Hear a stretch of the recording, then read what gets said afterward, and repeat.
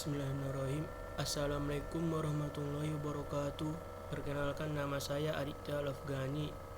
Saya berasal dari jurusan Teknik Prodi Teknik Perminyakan kelas A dari dosen pengampu Pak Dr. Asnawi SPD MPD. Di sini saya akan menjelaskan tentang pedoman umum ejaan bahasa Indonesia. 1. Pemakaian huruf. A. Huruf abjad. Abjad yang dipakai dalam ejaan bahasa Indonesia terdiri atas 26 huruf, yaitu A, B, C, D, E, F, G, H, I, J, K, L, M, N, O, P, Q, R, S, T, U, V, W, X, Y, Z. B. Huruf vokal. Huruf yang melambangkan vokal dalam bahasa Indonesia terdiri atas 5 huruf, yaitu A, E, I, O, dan U. C. Huruf konsonan. Huruf yang melambangkan konsonan dalam bahasa Indonesia terdiri atas 21 huruf, yaitu B, C, D, F, G, H, J, K, L, M, N, P, Q, R, S, T, V, W, X, Y, dan Z. D. Huruf diftong. Di dalam bahasa Indonesia terdapat 4 diftong yang dilambangkan dengan gabungan huruf vokal AI, AU, EI, dan OI. Gabungan huruf konsonan. Gabungan huruf konsonan KH, NG, NY, dan SY masing-masing melambangkan satu bunyi konsonan. F. Huruf kapital. 1. Huruf kapital dipakai sebagai huruf pertama awal kalimat. Misalnya tertera di PowerPoint ini. 2. Huruf kapital dipakai sebagai huruf pertama unsur nama orang termasuk julukannya. Misal, Amir Hamzah. A-nya huruf besar, huruf kapital, H-nya huruf kapital. Dengan catatan, huruf kapital tidak dipakai sebagai huruf pertama nama orang yang merupakan nama jenis atau satuan ukuran. Misal, ikan mujair, I-nya kecil, M-nya kecil. B.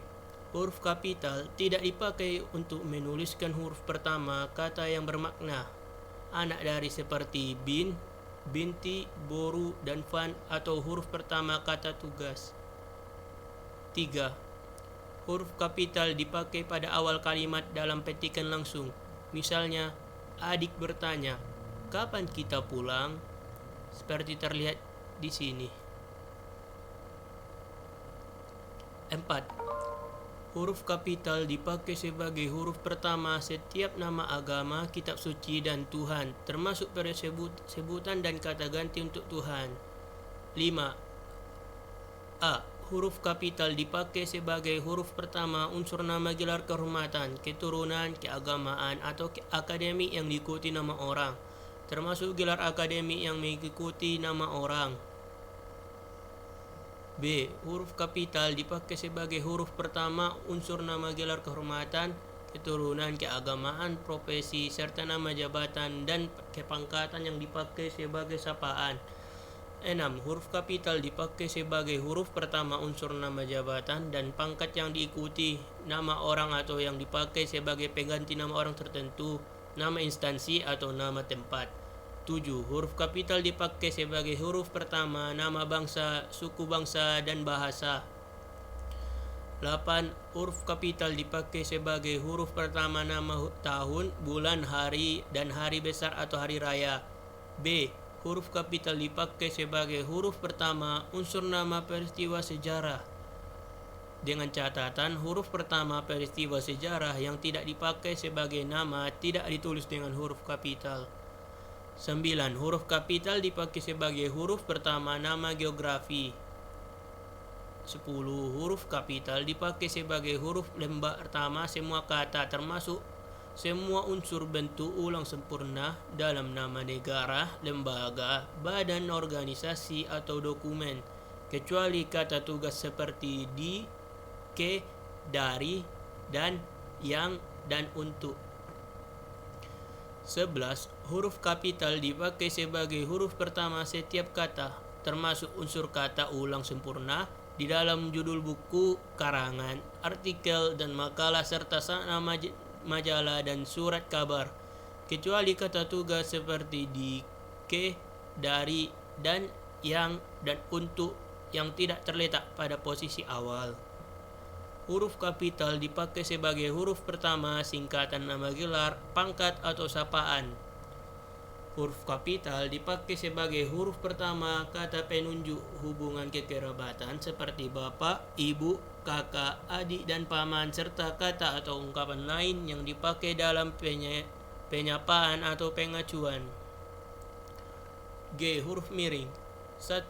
Huruf miring dipakai untuk menuliskan judul buku, nama majalah, atau nama surat kabar yang dikutip dalam tulisan, termasuk dalam daftar pusaka. Misalnya, saya sudah membaca buku salah asuhan karangan Abdul Muiz. Di sini terlihat menggunakan huruf kapital S dan A sebagai judul buku. 2. Huruf miring dipakai untuk menegaskan atau mengkhususkan huruf, bagian kata atau kelompok kata dalam kalimat. Misalnya, huruf terakhir kata abad adalah D. Terlihat di sini menggunakan huruf miring. 3. Huruf miring dipakai untuk menuliskan kata atau ungkapan dalam bahasa daerah atau bahasa asing. Misalnya, upacara Peusiju Tepung Tawar menarik perhatian wisatawan asing yang berkunjung di Aceh. Terlihat di sini menggunakan huruf miring. Dengan catatan A. Nama diri seperti nama orang, lembaga, atau organisasi dalam bahasa asing atau bahasa daerah tidak ditulis dengan huruf miring. B. Dalam masalah tulisan tangan atau mesin, teknologi informasi dan komunikasi atau bukan komputer, bagian yang akan dicetak miring ditandai dengan garis bawah. Kalimat atau teks berbahasa asing atau bahasa daerah yang diikuti secara langsung dalam teks beberapa Indonesia dengan huruf miring. H. Huruf tebal. 1. Huruf tebal dipakai untuk menegaskan bagian tulisan yang sudah ditulis miring. Misalnya huruf DH seperti pada kata Ramadan tidak terdapat dalam ejaan bahasa Indonesia yang disempurnakan.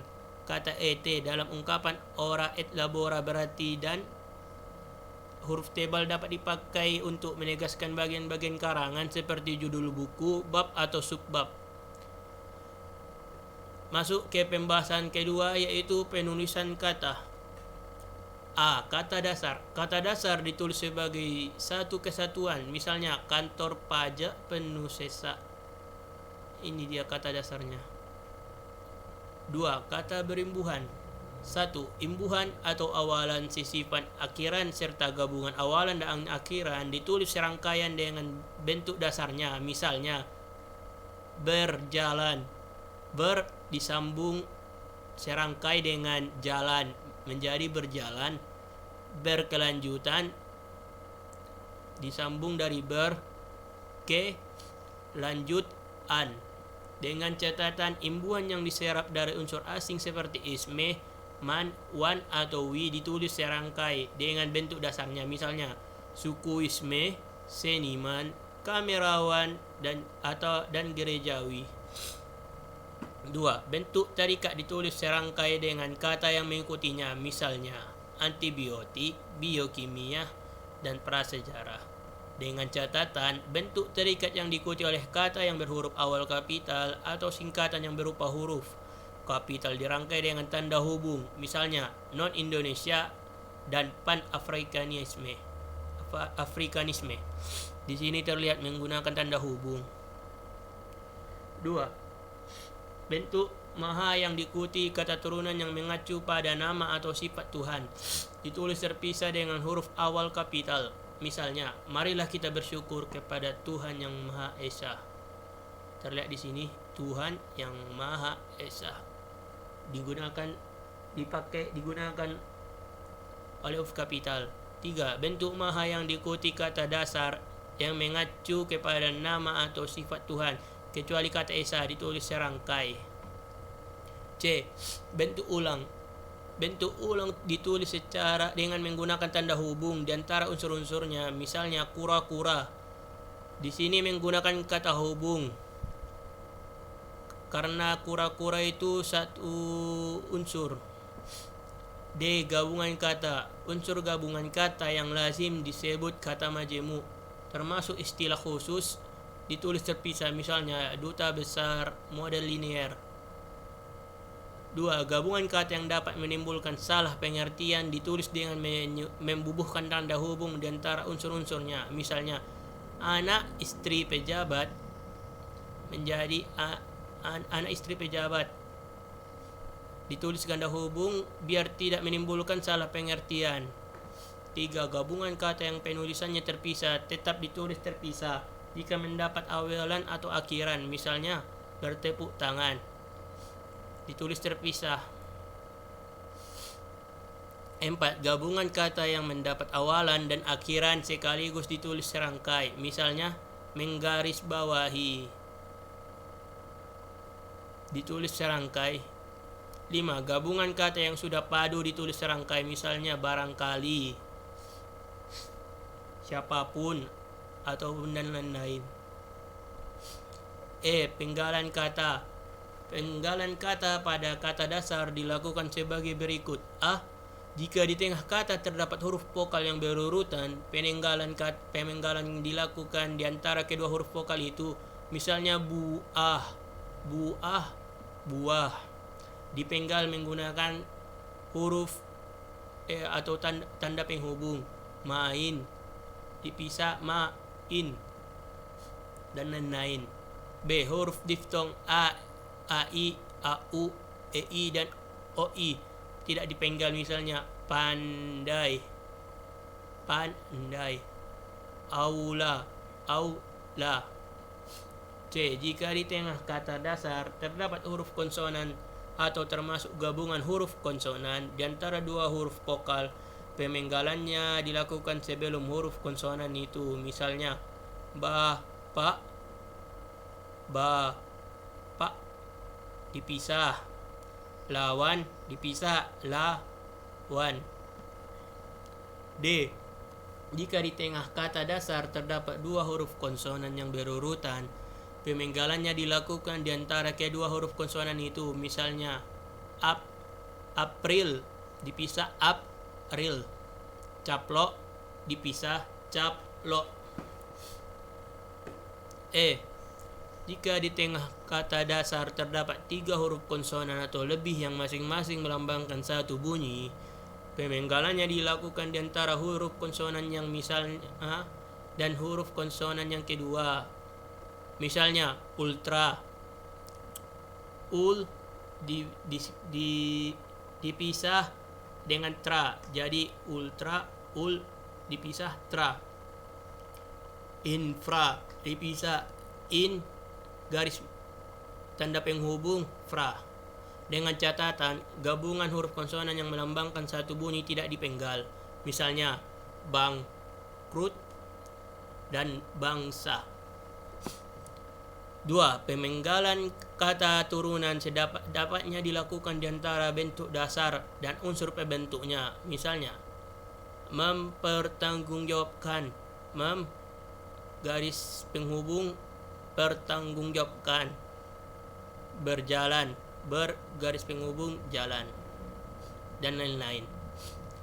Dengan catatan pemenggalan kata berimbuhan yang bentuk dasarnya mengalami perubahan dilakukan seperti pada kata dasar. Misalnya menutup menjadi garis penghubung nu garis penghubung tup, atau menutup, dan lain-lain. Pemenggalan kata bersisipan dilakukan seperti pada kata dasar. Misalnya G garis penghubung lem garis penghubung bung, atau gelembung. 3. Pemenggalan kata yang menyebabkan munculnya satu huruf di awal atau akhir baris tidak dilakukan. 4. Nama orang terdiri atas dua unsur atau lebih pada akhir baris dipenggal di antara unsur-unsurnya. Singkatan nama, diri, dan gelar yang terdiri atas dua huruf atau lebih tidak dipenggal. G. Partikel 1. Partikel lah, kah, dan ta ditulis serangkai dengan kata yang mendahulinya. Misalnya, bacalah buku itu baik-baik. Baca digabung lah. Lah digabung jadi bacalah. Dan apakah? Apakah yang tersirat dalam surat itu? Apa disambung dengan kah, jadi apakah, tanpa dipisahkan, disambung. 2. Partikel pun ditulis terpisah dari kata yang mendahulinya. Misalnya, apapun permasalahan yang muncul. Apapun, punnya dipisah dengan apa, jadi apapun, tidak disambung. 3. Partikel per yang berarti demi, tiap, atau mulai ditulis terpisah dari kata yang mengikutinya. Misalnya, mereka masuk ke dalam ruang rapat satu persatu. H. Singkatan dan akronim. Singkatan nama orang, gelar, sapaan, jabatan, atau pangkat diikuti dengan tanda titik pada setiap unsur singkatan itu. Misalnya, A titik H titik Nasution atau Abdul Haris Nasution. 2. A. Singkatan yang terdiri atas huruf awal setiap kata nama lembaga pemerintah dan ketatanegaraan, lembaga pendidikan, badan atau organisasi, serta nama dokumen resmi ditulis dengan huruf kapital tanpa tanda titik. Misalnya, NKRI atau Negara Kesatuan Republik Indonesia, BNI, Bank Nasional Indonesia.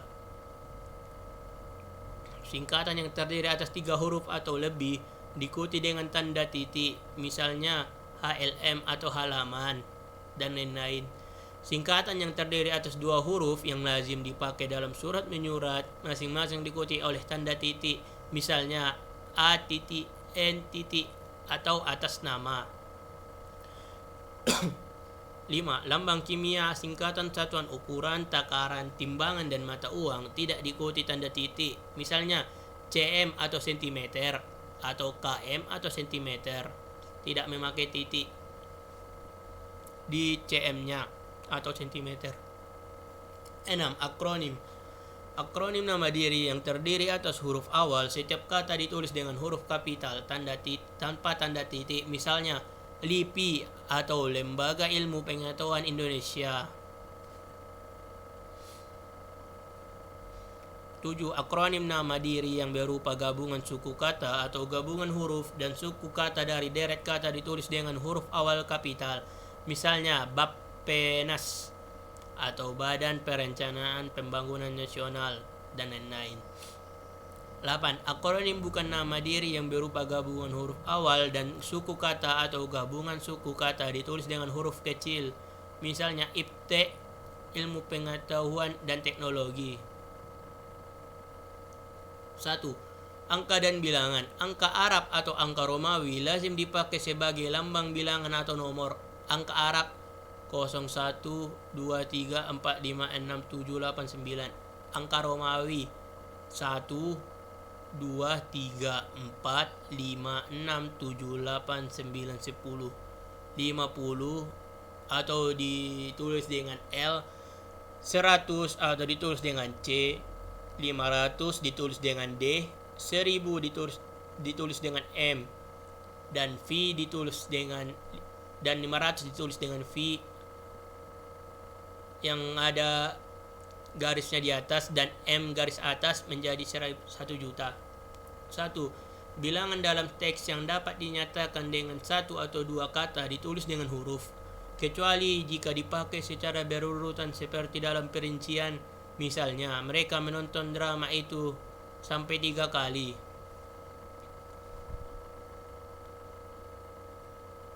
Di sini tidak memakai bilangan dalam teks yang dapat dinyatakan dalam 1 atau 2 kata ditulis dengan huruf, kecuali jika dipakai secara berurutan seperti dalam perincian. Misalnya, mereka menonton drama itu sampai 3 kali, dan lain-lain. 2. A. Bilangan pada awal kalimat ditulis dengan huruf. Misalnya, 3 pemenang sayembara itu diundang ke Jakarta. Tulisan ini menentukan bilangan namun ditulis dengan huruf karena itu pada awal kalimat.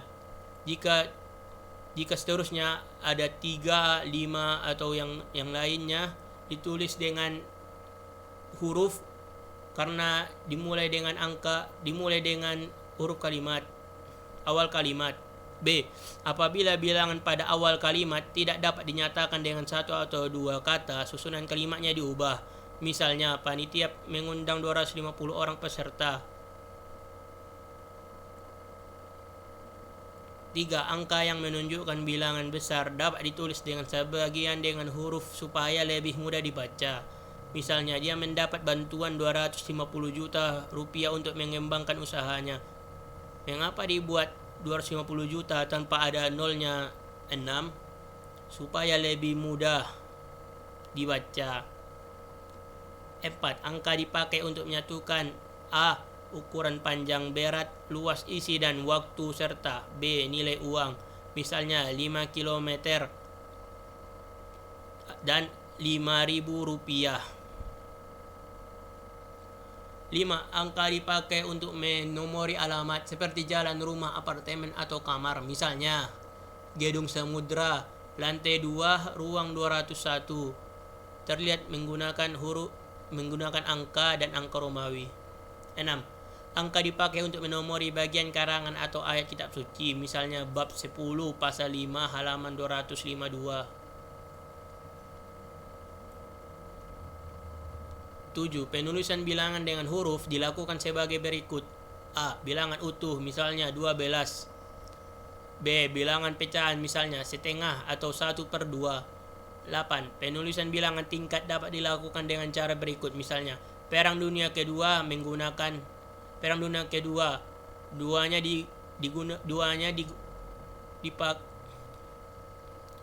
Dunia 2, angka Romawi dipakai. Perang Dunia Kedua, angka biasa, dan Perang Dunia Kedua. 9. Penulisan angka yang mendapat akhiran dilakukan dengan cara berikut. Misalnya, 5 lembar uang 1000-an. Terlihat di sini. Mendapat akhiran an,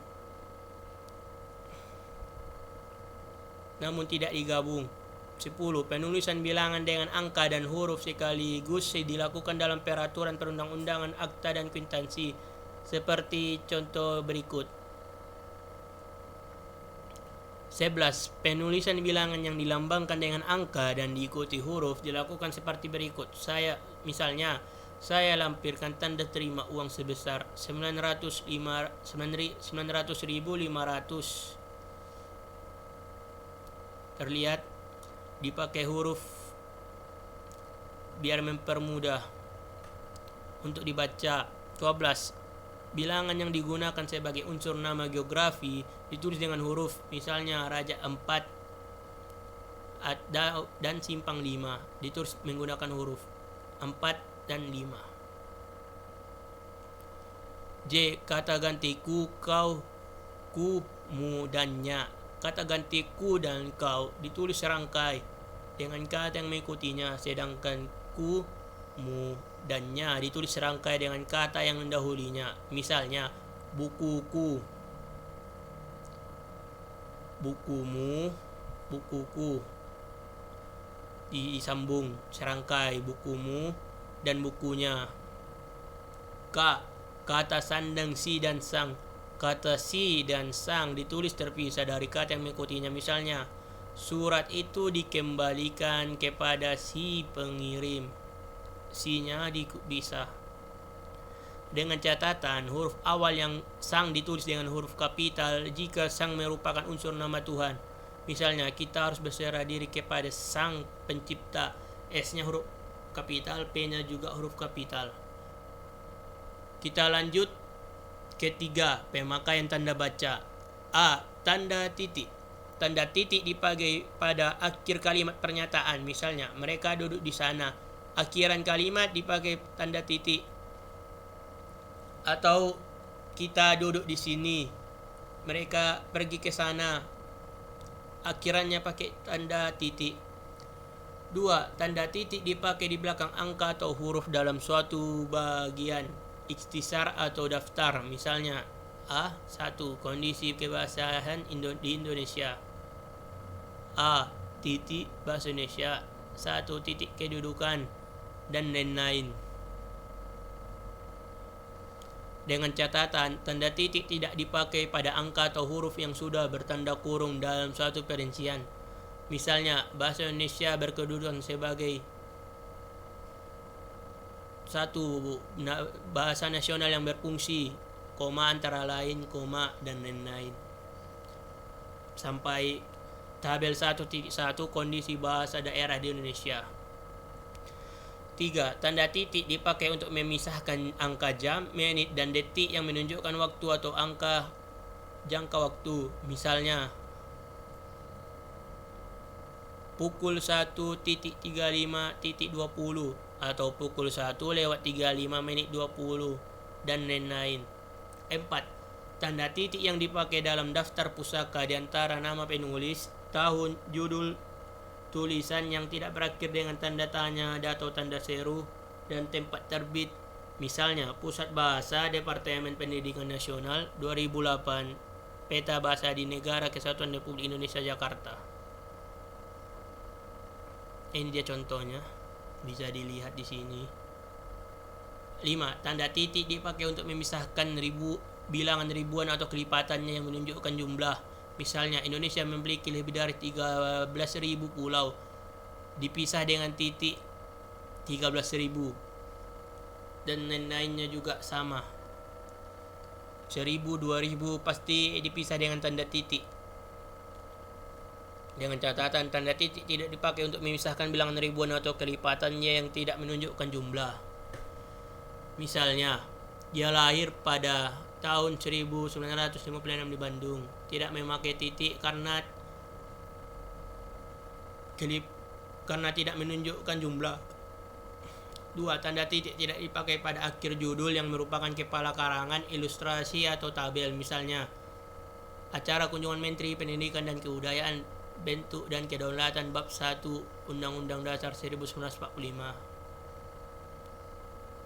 3. Tanda titik tidak dipakai di belakang alamat penerima dan pengirim surat serta tanggal surat. Misalnya, yang terhormat titik Direktur Taman Ismail Marzuki. Ya, terlihat di sini soal contohnya. B. Tanda koma. 1. Tanda koma dipakai di antara unsur-unsur dalam suatu perincian atau pembilangan. Misalnya, telepon seluler, komputer, atau internet bukan barang asing lagi. Buku, majalah, dan jurnal termasuk sumber kepustakaan. 2. Tanda koma dipakai sebelum kata penghubung seperti tetapi, melainkan, dan sedangkan dalam kalimat majemuk atau setara. Misalnya, saya ingin membeli kamera, koma, tetapi uang saya belum cukup. Ini dia contohnya. Tanda koma dipakai sebelum kata penghubung seperti tetapi, melainkan. Ini dia dipakai tanda koma terus langsung tetapi. 3. Tanda koma dipakai untuk memisahkan anak kalimat yang mendahului induk kalimatnya. Misalnya, kalau diundang, saya akan datang. Ini anak kalimat.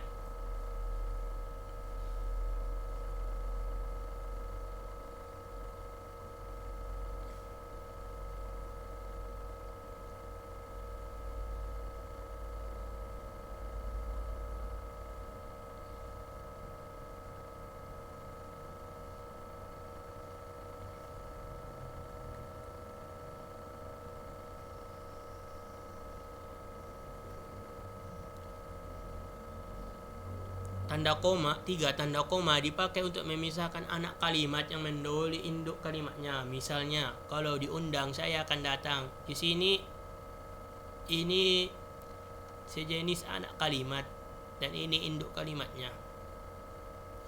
Dengan catatan, tanda koma tidak dipakai jika induk kalimat mendahului anak kalimat. Misalnya, saya akan datang kalau diundang. Di sini tidak dipakai koma karena induk kalimatnya mendahului anak kalimat.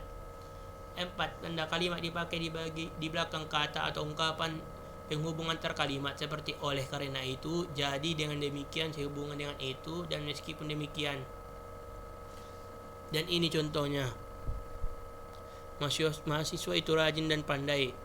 Titik. Oleh karena itu, dia memperoleh beasiswa belajar di luar negeri. Ini dia.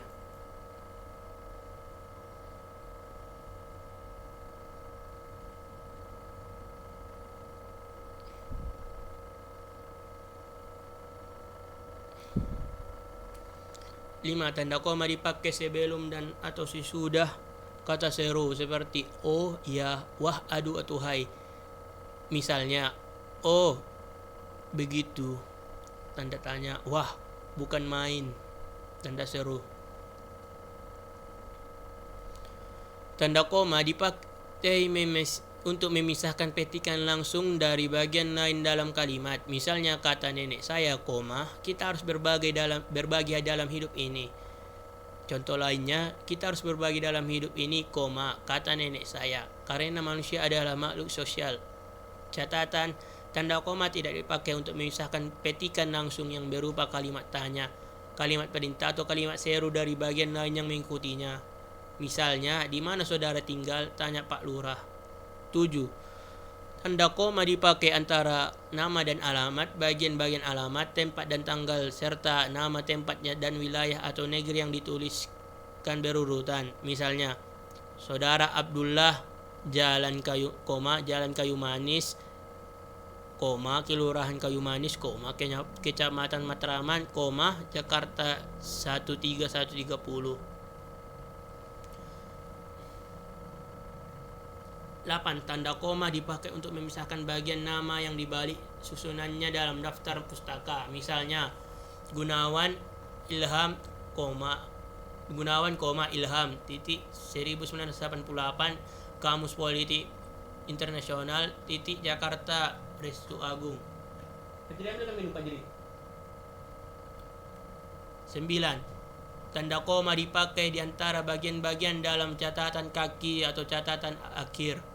Misalnya, Sultan Takdir Alis Jabana, Tata Bahasa Baru Bahasa Indonesia, Jilid 2 Jakarta Pustaka Rakyat, 1950 halaman 25.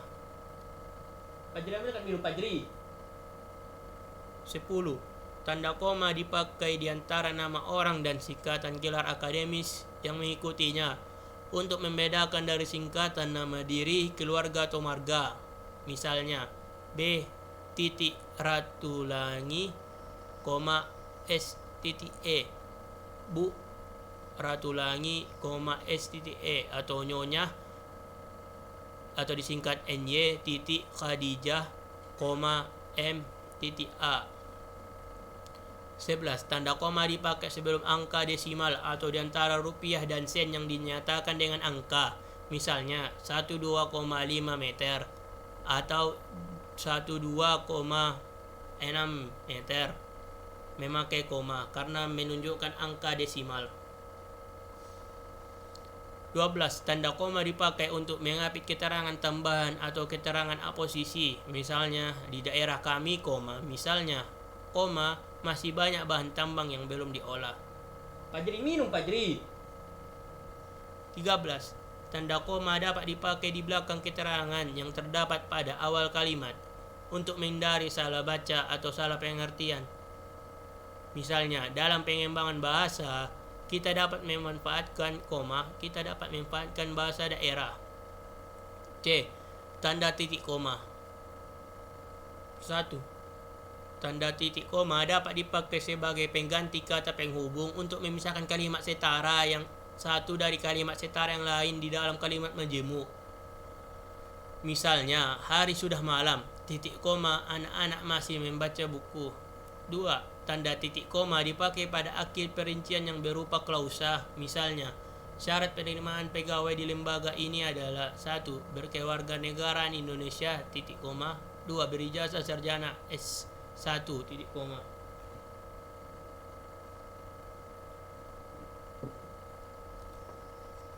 3. Tanda titik koma dipakai untuk memisahkan bagian-bagian pemerincian dalam kalimat yang sudah menggunakan tanda koma. Misalnya, ibu membeli buku pensil. Misalnya terdapat pada di contoh. agenda ibu memilih buku, pensil, dan tinta, baju, celana dan kaus, pisang, apel, dan jeruk. D. Tanda titik dua. 1. Tanda titik dua dipakai pada akhir suatu pernyataan lengkap yang diikuti pemerincian atau penjelasan. Misalnya, mereka memerlukan perabot rumah tangga, titik dua, kursi, meja, dan lemari. 2. Tanda titik dua tidak dipakai jika perincian atau penjelasan itu merupakan pelengkap yang mengakhiri pernyataan. Misalnya, kita memerlukan kursi, meja, dan lemari. Tapi penelitian yang harus dilakukan meliputi persiapan, 2. Pengumpulan data, C. Pengolahan data, dan lain-lain.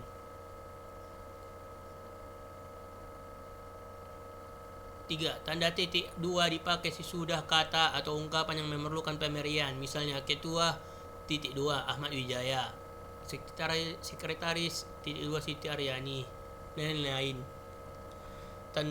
Tanda titik dua dipakai dalam naskah drama sesudah kata yang menunjukkan pelaku dalam percakapan. Misalnya, Ibu titik dua bawa koper ini, Nak. Di sini menggunakan titik dua, dan Amir titik dua baik, Bu. 5. Tanda titik dua dipakai di antara jilid atau nomor dan halaman, surat dan ayat dalam kitab suci, judul dan anak judul suatu karangan, serta nama kota dan penerbit dalam daftar pustaka. Misalnya, terdapat pada contoh ini.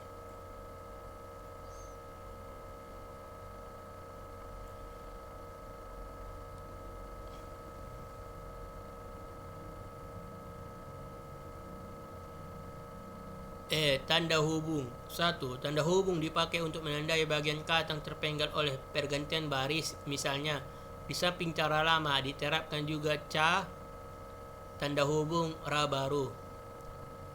Di sini terpenggal karena ini di ujung pergantian baris, jadi digunakan tanda hubung. 2. Tanda hubung dipakai untuk menyambung unsur kata ulang. Misalnya, anak-anak, kura-kura, dan lain-lain. Tanda hubung dipakai untuk menyambung tanggal, bulan, dan tahun yang dinyatakan dengan angka atau menyambung huruf dalam kata yang dieja satu-satu. Misalnya, terdapat pada contoh.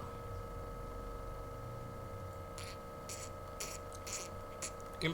Tanda hubung dapat dipakai untuk memperjelas hubungan bagian kata atau ungkapan. Misalnya, berevolusi, tanda hubung evolusi, mengukur, tanda hubung ukur, dan lain-lain. 5. Tanda hubung dipakai untuk merangkai. Terdapat pada contoh.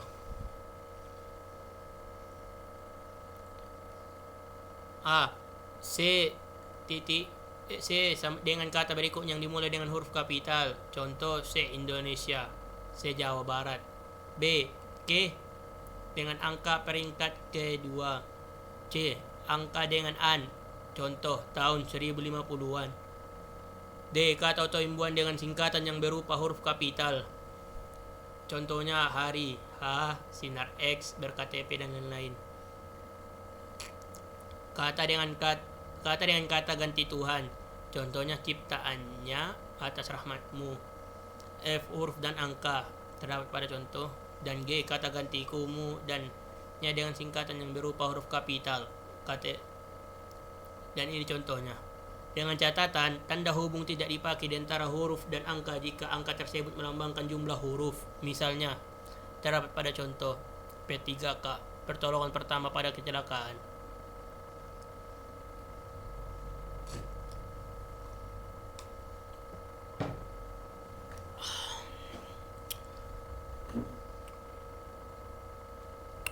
Enam, tanda hubung. Tanda hubung dipakai untuk merangkai unsur bahasa Indonesia dengan bahasa daerah atau bahasa asing. Misalnya, terdapat pada contoh 7. Tanda hubung digunakan untuk menandai bentuk terikat yang menjadi objek bahasan. Misalnya, Terdapat pada contoh kata pasca, berasal dari bahasa Sanskerta. F. Tanda pisah. Tanda pisah dapat dipakai untuk membatasi penyisipan kata atau kalimat yang memberi penjelasan di luar bahan kalimat. Misalnya, terdapat pada contoh kemerdekaan itu tanda pisah. Saya yakin akan tercapai. Tanda pisah diperjuangkan oleh bangsa itu sendiri. 2. Tanda pisah dapat dipakai juga untuk menegaskan adanya keterangan, posisi atau keterangan yang lain. Misalnya, terdapat pada contoh. 3. Tanda pisah dipakai di antara dua bilangan, tanggal atau tempat yang berarti sampai dengan atau misalnya. Terdapat pada contoh tahun 2000 sampai 2013 menggunakan tanda pisah. G. Tanda tanya. Tanda tanya dipakai pada akhir kalimat tanya. Misalnya, kapan Hari Pendidikan Nasional diperingati? Di sini menggunakan tanda tanya dan lain-lain. 2. Tanda tanya dipakai dalam tanda kurung untuk menyatakan bagian kalimat yang disangsikan atau yang kurang dapat dibuktikan kebenarannya. Contoh, Monumen Nasional mulai dibangun pada tahun 1961. Mengapa digunakan tanda tanya dengan tanda kurung? Karena kurang dapat dibuktikan kebenarannya atau kurang pas kebenarannya. H. Tanda seru atau tanda seru. Tanda seru dipakai untuk mengakhiri ungkapan atau pernyataan yang berupa seruan atau perintah yang menggambarkan kesungguhan, ketidakpercayaan atau emosi yang kuat. Misalnya, alangkah indahnya taman laut di Bunaken. Mari kita dukung gerakan cinta bahasa Indonesia. 1. Tanda elipsis atau titik.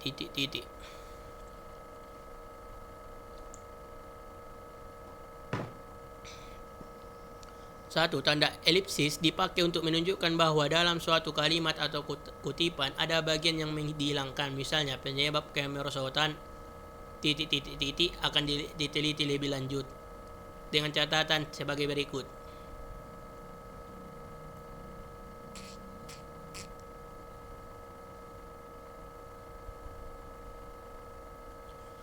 J. Tanda petik. Tanda petik dipakai untuk mengapit petikan langsung yang berasal dari pembicaraan naskah atau bahan tertulis lain. Misalnya, merdeka atau tanda petik, merdeka atau mati.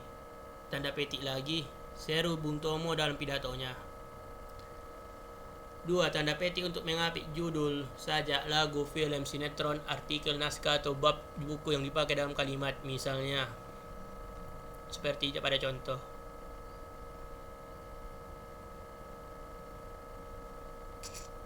3. Tanda petik dipakai untuk mengapit istilah ilmiah yang kurang dikenal atau kata yang mempunyai arti khusus. Misalnya, terdapat pada contoh.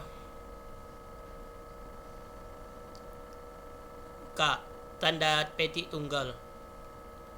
1. Tanda petik tunggal dipakai untuk mengapit petikan yang terdapat dalam petikan lain. Misalnya, tanya dia, petik 2, kau dengar bunyi petik 1, kring, petik 1 tadi, tanda tanya. Ini dia.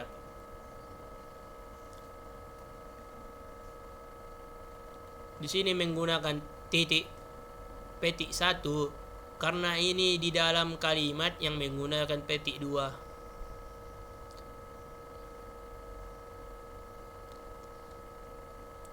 2. Tanda petik tunggal dipakai untuk mengapit makna, terjemahan atau penjelasan kata atau ungkapan. Misalnya, tergugat, yang digugat retina, dinding mata sebelah dalam. Ini dia seperti pada contoh. L. Tanda kurung. Tanda kurung dipakai untuk mengapit tambahan keterangan atau penjelasan. Misalnya, terdapat pada contoh.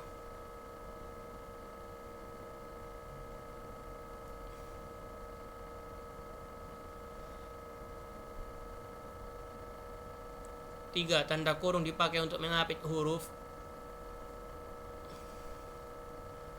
atau kata yang keberadaannya di dalam teks dapat dimunculkan atau dihilangkan. Misalnya, seperti pada ini.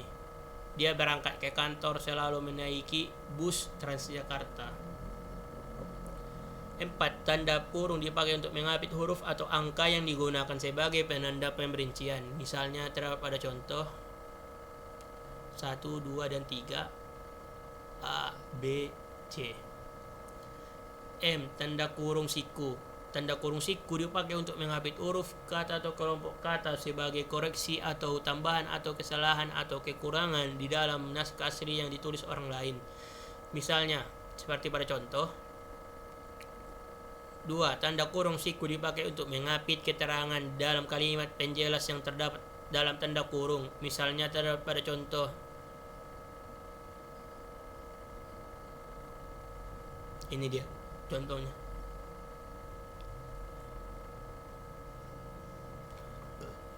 Lanjut ke N. Tanda garis miring. Tanda garis miring dipakai dalam surat nomor pada alamat, koma, dan penandaan masa 1 tahun yang terbagi dalam 2 tahun takwim. Misalnya terdapat pada contoh. Nomor 7 garis miring PK garis miring 11 garis miring 2013. 2. Tanda garis miring dipakai sebagai pengganti kata dan atau serta kata dan atau serta setiap, misalnya seperti pada contoh. 3. Tanda garis miring dipakai untuk mengapit huruf, kata atau kelompok kata sebagai koreksi atau pengurangan atas kesalahan atau kelebihan di dalam naskah asli yang ditulis orang lain. Misalnya terdapat pada contoh.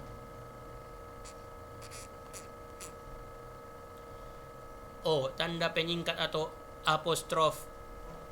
Tanda penyingkat dipakai untuk menunjukkan penghilangan bagian kata atau bagian angka tahun dalam konteks tertentu. Misalnya terdapat pada contoh, dia akan kusurati, kan sama dengan atau sama dengan kan akan. Mereka sudah datang, kan atau bukan.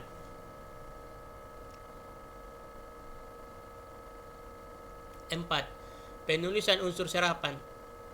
Dalam perkembangannya, bahasa Indonesia menyerap unsur dari berbagai bahasa, baik dari bahasa daerah seperti bahasa Jawa, Sunda, dan Bali maupun dari bahasa asing seperti bahasa Sanskerta, Arab, Portugis, Belanda, Cina, dan Inggris.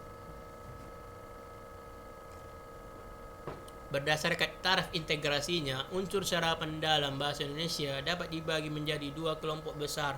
Pertama, unsur asing yang belum sepenuhnya terserap ke dalam bahasa Indonesia, seperti force majeure, de facto, de jure, dan exploitation de forme par forme. Unsur-unsur itu dipakai dalam konteks bahasa Indonesia, tetapi cara pengucapan dan penulisannya masih mengikuti cara asing. Kedua, unsur asing yang penulisannya dan pengucapannya disesuaikan dengan kaidah bahasa Indonesia. Dalam hal ini, penyerapan diusahakan agar ejaannya diubah seperlunya sehingga bentuk Indonesianya masih dapat dibandingkan dengan bentuk asalnya.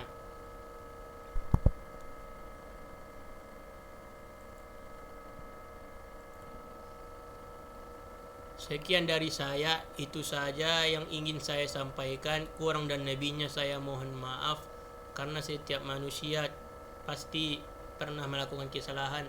Saya undur diri. Saya Adif T. Alfgani, jurusan Teknik Prodi Teknik Perminyakan.